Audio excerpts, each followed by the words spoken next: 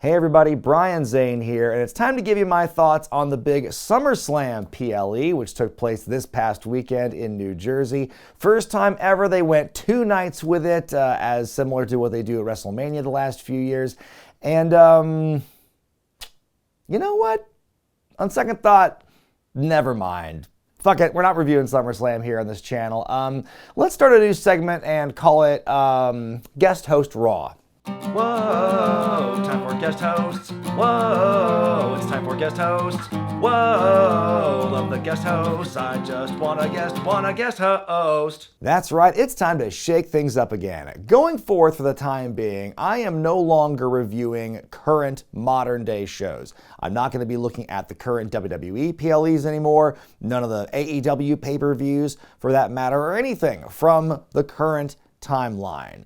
Some of y'all have said that it's best that I leave the present in the past and just focus on the older stuff. And that's what I want to do, because as much as I enjoy watching today's pro wrestling and talking about it with my friends and working in wrestling, it's just become so unbearable for me to have to try to contribute to the modern wrestling discourse, because I find it incredibly toxic and I hate it, and I want to not be a part of that as much as I can. So that is why I'm going to just, excise myself from reviewing the modern stuff. Still gonna get your Wednesday long forms and classic pay-per-view reviews, just not gonna do the current stuff. And so what I'm gonna do now in its place is this semi-recurring series where I look at a very pivotal time in WWE history, the guest host Raw era of 2009 and 2010. That's right, long considered to be one of the worst creative expeditions WWE ever went on. For as long as they did,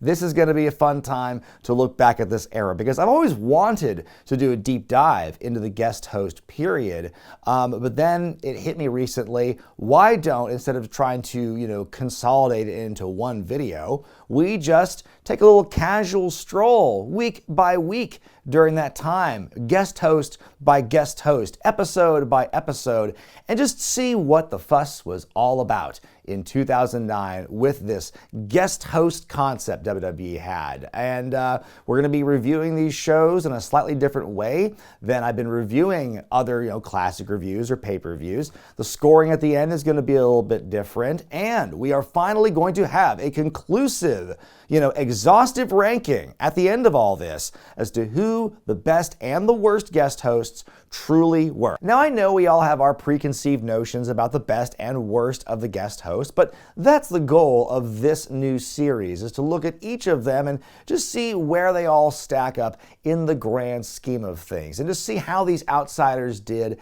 Did they try their best? Did they contribute to the show in a positive way or not? That's what we hope to examine here on Guest Host Raw. And I hope you enjoy this maiden voyage and all the subsequent episodes of this segment airing on Mondays. Every other Monday is the plan right now. And without any further ado, let's get started. So how did the guest host concept first come about in WWE? Well, in June of 2009, there was a storyline in which Vince McMahon sold Raw, just the show Raw, not WWE, but the brand, the property of Raw, to Donald Trump, the American businessman and reality TV mogul.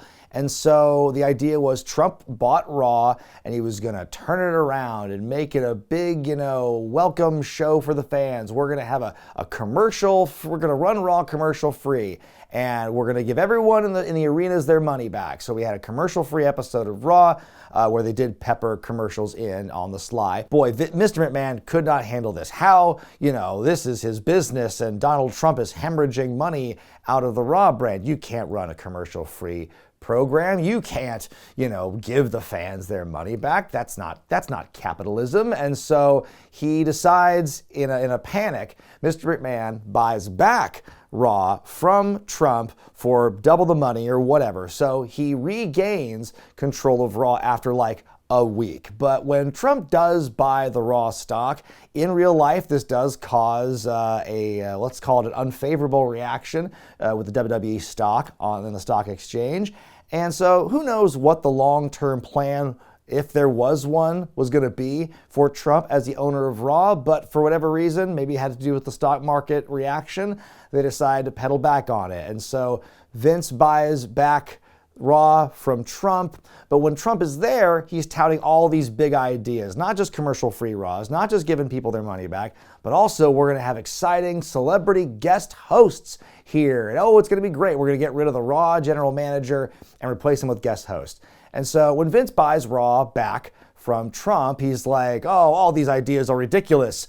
Ooh, but something about that guest host idea, that's something, a little nugget, I'm going to take that for myself, and we're going to use that going forth on Raw. And so that's what leads us to this, the first guest host edition of Raw. It is happening the day after the Bash pay-per-view, not the Great American Bash, just the Bash, and it's airing on June 29th, 2009 from the HP Pavilion in San Jose, California. The show opens up with Mr. McMahon, meet the new owner, same as the old owner. He comes out and he says, now I'm sure if Donald Trump were here tonight, he would also make it commercial free again and you'd get your money back like last week. Well, obviously I can't have a commercial free Raw this week because I gotta make money, and I can give you your money back, but I won't. Ooh, you evil heel with your semantics. And so Vince talks about, he's complaining, Trump authorized this 15-person trade across all three brands that I cannot, I can't stop. I have to live with that now. And he brings up, in his words here in this promo, he calls it that silly guest host idea. Well, is it silly or is it not? Do you like it or don't you? If you didn't like it or thought it was silly, why are you, in kayfabe, taking it? Also, if you're the new owner, why don't you just stop all the Trump things and undo them? You can do that because you have the power. So in this episode, they are doing some good work establishing what the guest host is. And Vince says it could be a celebrity, it could be a diplomat, it could be a man off the street, which I don't think it ever will be a man off the street. But he does introduce the first guest host of this new era, and it's Batista, who was recently written off TV to address a torn biceps injury. So he is only back on TV after being gone for maybe a month, but he's in a suit here. He's got the big brace on after having surgery. It's nice to see that they hired from within to have this first guest host. He gets right down to business, does bats, and he says that we're going to have a Night of Champions tournament. He calls it Night of the Champions. He didn't get quite the exact branding memo, but it's Night of Champions tournament. We're having 2 qualifying matches tonight, and then the winners of those matches face off next week to see who will face Randy Orton for the WWE Championship at Night of Champions. And so he makes the matches Triple H versus MVP, and then he also makes Miz versus John Cena. So then Batista starts to talk about how he didn't want to be the guest host at first, when suddenly Legacy, Randy Orton, Ted DiBiase, and Cody Rhodes interrupt, and they're on stage, and Orton, of course, the champion, he's there, he's looking pissed off, looking very beat up from the 3 stages of Hell match he had the night before at The Bash with Triple H. And so Orton says, what are you doing here, Dave? Are you a glutton for punishment? What's going to stop all 3 of us from coming down there and tearing you apart? And Batista says, well, nothing, I guess, except for the fact that if you even look at me the wrong way, I'll have you all fired because I have unlimited power. That is an important statement there. He says, Mr. McMahon told me that as the guest host, I have unlimited power. Let's put a pin in that and remember that, because I think, that's very important. So, he says, I can make your life a living nightmare. Orton's like, my life's already a living nightmare because I got beat up. And then Batista starts just going, way. He just starts mocking the shit out of Orton's complaining, which is hilarious. I'm like, yes, those are the brilliant acting skills on display that will get you out of this company. So Dave says he's going to put Orton in a 3-on-1 gauntlet match in tonight's main event. And he says, since you like 3-on-1 beating so much, Randy, how's about you be on the receiving one this time? That's not what this is, though. A gauntlet match is not a 3-on-1 beatdown. It's one after the other. If you wanted a 3-on-1 beatdown, just put him in a handicap match. But either way, that's the opening bit where we, again, we are kicking things off with an establishment of like what the guest host is. And I think it was a smart choice for them to go with Batista. Like, he's someone who's already ingrained. He's not doing anything because he's hurt, so you give him something to do. You keep him in the fans' minds.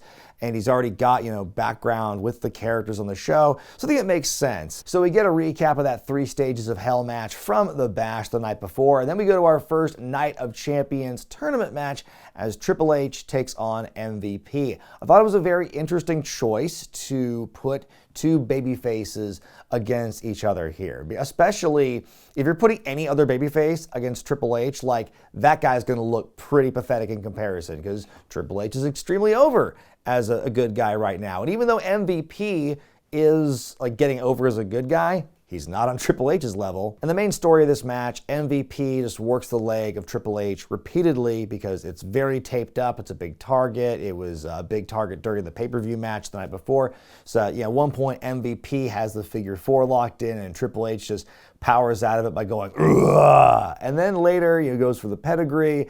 MVP attacks the leg again. Finally, MVP goes for his awful finisher, and then Triple H rightly and justly counters out of it, hits the pedigree to win clean as a whistle.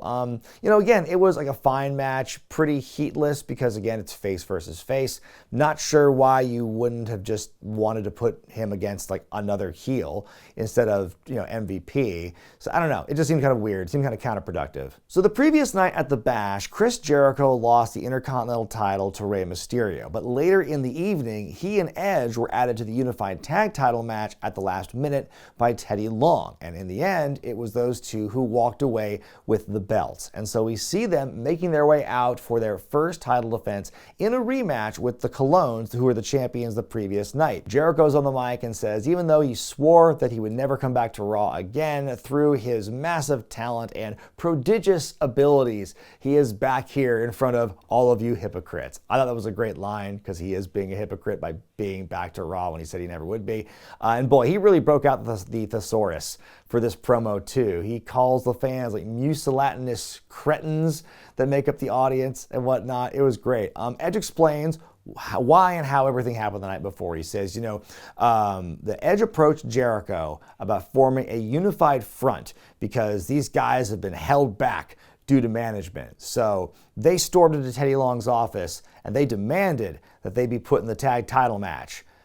Okay, and he let you and you won the belts. So what's the complaining about management then? You got what you wanted. They start calling the fans losers before the Colognes interrupt and the match begins. Carlito and Primo are on a fast start before commercial break. We come back and Primo's just taking all the heat. And at one point he starts to fight back.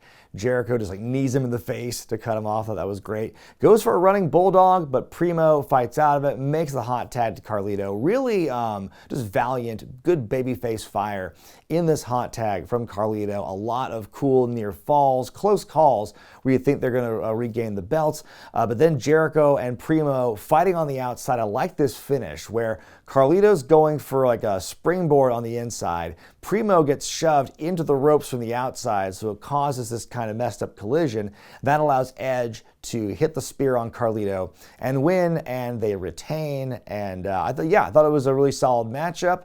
I thought that it made the Colognes look good, that it took this accidental contact, this pivotal mistake at the end, this crucial moment for them to end up losing the belts. Because the fans were definitely, they wanted to see him regain the belts here, but it wasn't going to happen. Backstage, Randy Orton is mighty pissed about his current situation, and he asks, who does Dave think he is? And then sure enough, his ears must have been burning because Batista just walks in and says, hey guys, what's up? And he reminds, the Legacy members that if they interfere or get involved in the Gauntlet match, then they could be fired. Again, reiterating the unlimited power that Batista has.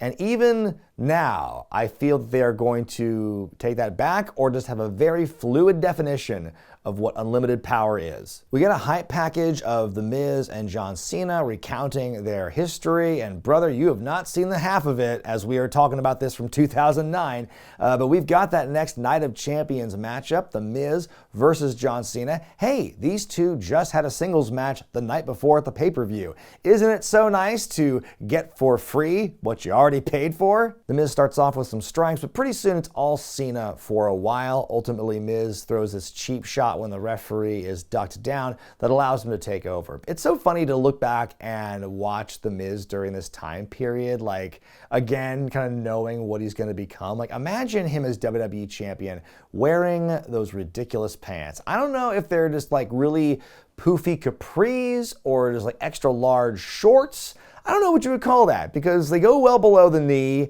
but they're just big parachute pants that he kind of snipped the bottoms off, I feel. The Miz is looking good for a while. He's able to outmaneuver the big man for a couple of minutes, but ultimately Cena fights out of the sleeper and it's academic. He hits not his 5 moves of doom, he hits like 8 moves of doom. He does the throwback, which I forgot he was doing that as late as 2009, and then he does like the top rope, like leg drop onto the Miz, then the STF, and then the Miz taps out. Like, whoa, okay.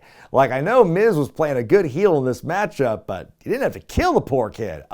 Again, fine match. I think they worked well together, and it's fun to like knowing that they are going to have bigger and better matches in the future. Once the Miz is all growed up as a persona, I think that's going to be really fun to see. But man, I felt that like Cena got a little too much at the end. But be that as it may, we've got Cena and Triple H as the main event for next week. The winner of that match will face Randy Orton at the pay-per-view. And I love, they say on commentary, I can't remember a bigger main event on Raw. What a liar Jerry Lawler is. Backstage, Randy Orton is getting very tense about his situation, and then Ted DiBiase tries to cool everyone down by saying, hey guys, I just got off the phone with my dad, Ted DiBiase, and he says that he's going to be the guest host next week on Raw. And Orton asks him, how is that going to help me tonight? Which is a very good, very wise question. We go to our next matchup. It is a Divas 4-way to determine the new #1 contender for the Divas Championship, currently held by Maryse, and it's Kelly, Mickie James, Beth Phoenix, and Rosa Mendes. The latter two do not get televised entrances. In fact, I'm pretty sure they don't even mention Rosa Mendes by name until like 2 or 3 minutes into the match proper. But like halfway through, we get Maryse, the champion, making her entrance. And Jerry Lawler with like one of the funniest like slipped up lines ever, where he goes, oh, she's so hot she could global warming. Like, what? Like, we never got that. He literally fumbled his words. We got, she's so hot she could strip global warming. Like, what the fuck? Early on in the match, Michael Cole actually asks Maryse, so what about these rumors with you and The Miz? And she's like, oh, he's so in love with me, isn't that? And it's cute, you know, knowing that they're going to have a beautiful life together, you know, down the line. But, you know, Glamazon Beth is on a big run in this matchup. She has like a mentor-protege relationship with Rosa Mendes, and Rosa is just she seems very lost in this matchup. Everything she does, I feel like, you know, she wasn't clued in on the spots going into this matchup, and she's just kind of like winging it the best she can. It's just not great. We work our way to a 4-lady hold, which is probably the biggest pop of the entire matchup, as Maryse complains about this absurdity in French. Beth gets ping-ponged for a bit by Kelly and Mickie. Rosa takes this terrible hair mare bump, and then Beth just, you know, continues to dominate. She glam slams Kelly, but then she gets knocked to the outside. She face plants on the steps. Maryse cracks up at that moment, which is great. Mickie grabs Rosa and hits this awful looking DDT to win the match, and then we get this stare down between the champion and the new challenger. Mickie will be challenging Maryse at Night of Champions. That match was rough, honestly. Anything involving Rosa Mendes felt very out of place, and you know it's bad when you're making Kelly look better by comparison, who is much improved at this point, but still pretty green. But Rosa Mendes makes her look like Charlotte Flair. We get a PSA for reading, and then it's time for our next matchup as the Big Show takes on the U.S. champion Kofi Kingston. I don't think this is a title match. In fact, they never really explain why this match is even happening. But I love Lawler trying to segue out of the reading PSA by saying, hey, do you know what the Big Show's favorite book is? Little Women. Like, huh? Like, get it? Because he's big and Their little man, he is just striking out big on this episode, and knowing it's just going to get worse as the years go on with Lawler. Kofi here, he beat MVP to become the U.S. champion some time ago. Still full-bore Jamaican at this point. Seems very happy for being made to face the Big Show here. Show is dominant from the get-go, working over Kofi for the first couple of minutes, but he misses that elbow drop. Kofi fires back, takes Big Show down with a missile drop kick. He leaps into Show in the corner, and then Show just dumps him out, which is a crazy-looking bump. So both guys are on the outside. Kofi's able to slip out of a press slam and throw Show into the ring post. We get a double count out, so kind of disappointing there. Big Show is just mad, and he storms off, and all Lawler can say is, "What a night. Wow." That certainly was. I mean, it's a fine story, big versus little. You hate to see it kind of end kind of flat the way it did, and hope it goes somewhere. Hope we see what Kofi and Big Show can do from here. Main event time. It is the 3-on-1 Gauntlet match. Randy Orton taking on 3 of the newest signees brought into Raw via the 15-person interbrand trade. And so who are they going to be? Orton comes out first, still selling the effects of that match from Triple H the night before. It's nice to think back to a time when wrestlers used to do that, when they would sell the beatings, the horrific offense they took, in a gimmick match earlier in the week or whatever. So person number 1 is Evan Bourne, the high flyer from ECW. And before you ask, no, this is not the match that has that RKO. We're going to get that later. This is not that. But Bourne does look pretty good, getting some nice offense in early on, but he's laid out with an uppercut that Orton has to get down on his knees to do. I don't think I've ever seen him do that, even against like Rey Mysterio, who I think is shorter than Matt Sydal. Evan Bourne, I thought that was pretty interesting. Evan with some quick pin attempts on the champion, gets a big old Meteora as well. He goes for the airborne, or he's going on top. Orton crotches him and hits an RKO like from the top. He like pulls him down. It's like if you're playing as DDP in WCW NWO Revenge and his special in the corner. That's what he did essentially. So he hits him with the RKO and pins him. So then we get our next person to come down. It's Jack Swagger, the former ECW World Champion. He's JR, his last recruit in WWE when he was talent relations. So the match begins, then Swagger just walks outside the ring and just stands there calmly getting counted out, and the match is over. And so Orton wins and advances. Swagger gets in the ring to explain what he did, and he says, "I like you, Randy. I respect you. And so on my first night on Raw, I want to make an impact." And so they shake hands. Orton gets a little breather. Jackie swags, has a big smile on his face. So then person number 3 is the world's strongest man, Mark Henry. Big as a house. And wow, they really just like leveled up in size from like the smallest to the biggest on that one. That was a great visual. He has a microphone and he says, "I also like you, Randy, and I also respect you. And I also want to make a good impression, on my first night on Raw." And so the match begins. It looks like Mark's going to get himself counted out like Jack Swagger did, but not so fast. He grabs the referee's arm, does a big smile, does a big finger wag, then does a big squash. He just starts clubbering Orton. The crowd's digging this. Henry hits the world's largest slam on Orton and wins. He just pinned the WWE champion. Then after the match, you see Batista kind of smiling and nodding on the ramp and going, yes, there's a guy who also put me on the injured list once, as the show goes off the air. So yeah, that was a pretty powerful way to end the show. I thought the ebb and flow of the Gauntlet was good. I thought it was a smart way to introduce 3, new/returning people to Raw in very different ways. It was definitely a big shock to see Orton get pinned the way he did, though he's protected because he's compromised. He's already he wrestled one guy before this and had the hellacious match the night before. And so I think as far as Orton and Henry goes, I do hope they follow up on this in a meaningful way. I'm really curious, where Evan Bourne and Jackie Swags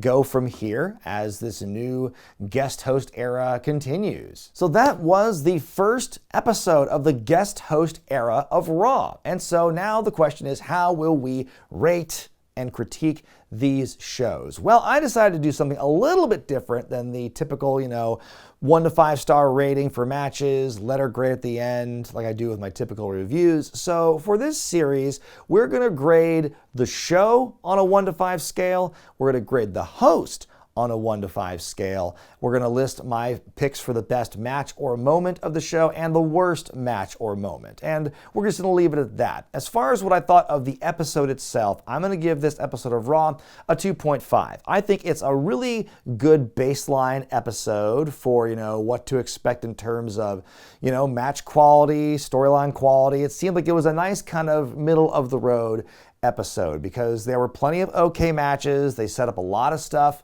for the next pay-per-view, getting the new authority gimmick over.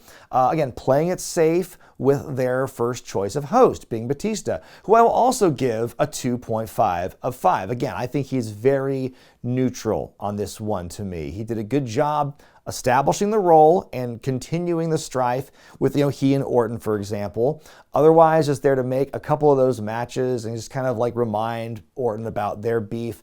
But again, kind of middle of the road. Like he wasn't very hands-on with much else. And again, just kind of explaining and providing the exposition of what the guest host actually does. And again, I'm curious to see how consistent those rules actually are as the weeks and months go on. My pick for the best match of the episode was probably for the tag titles, Jericho and Edge versus the Colognes, and for the worst match, I'd have to go with the women's four-way. And now comes the part you've all been waiting for. At the end of every episode of Guest Host Raw, we are going to have our constantly updating rankings of the best and worst guest hosts in history. And as you can see after week 1, well, it's fairly one-sided. Batista is currently both the best and the worst, but this is just week 1, and as this series continues, and as the year of programming of Raw continues, that list is going to fill up, and we are going to have a better, more clear answer as to the best and worst guest hosts of all time in Monday Night Raw history.